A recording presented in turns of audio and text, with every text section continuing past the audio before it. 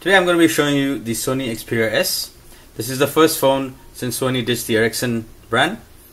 So just call it Sony Xperia S. Now the good thing about this phone is that it has a 12 megapixel camera at the back. It also shoots 3D panoramic and comes with this transparent strip right here in the middle.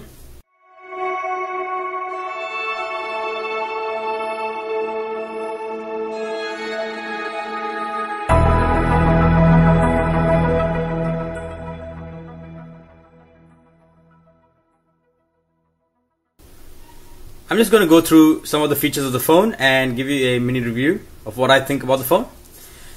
Start with the box first. Very odd looking box, unlike most mobile phones that you get. Something different that Sony chose to do. In the box you get your headphones.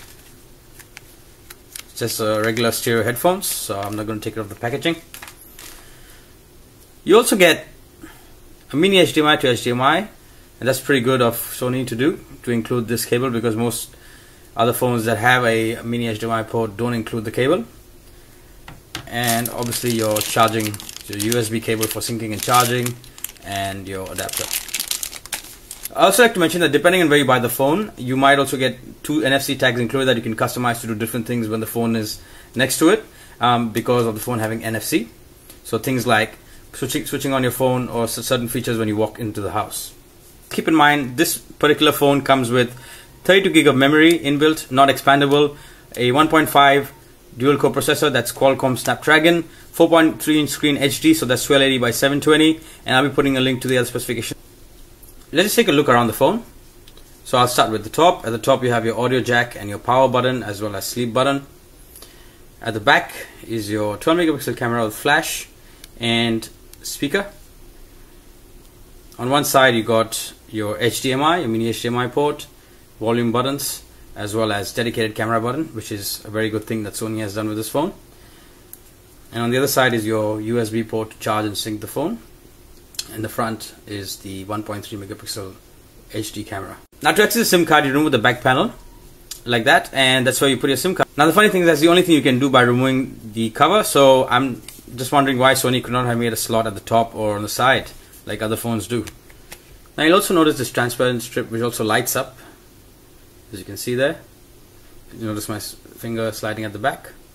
Now this is obviously not just a showpiece, but also that's where your mic and sensors are integrated.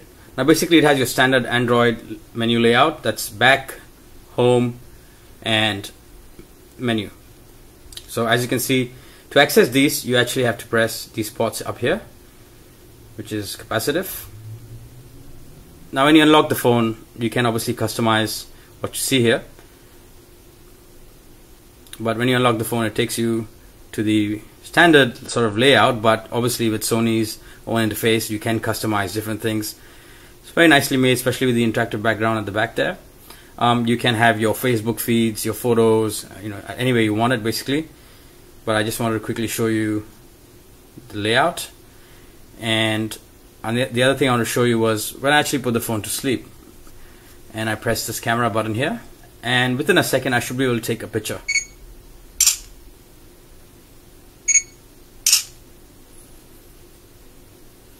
As you can see, it has taken that picture. I've also taken another one to test out the picture quality. This is just to show you the picture quality of the phone. It is pretty nice. I'm also taking an HD video to give you an idea of the playback. The screen is really good because it's 4.3 inch, so that's just an example of that. Now when I actually go to my camera, the other thing which is interesting and which would be nice to show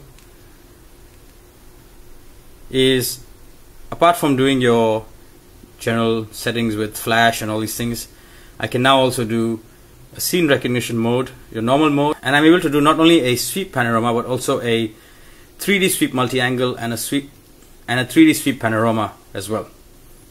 So that's pretty cool. That's thanks to the lens and the 12 megapixel camera that Sony's included at the back. Some of the things I like about this phone was the build quality is pretty nice. The 12 megapixel camera, dedicated camera button, the DLNA technology, the NFC included, especially if you are getting the tags in the box, so you can customize it according to your liking.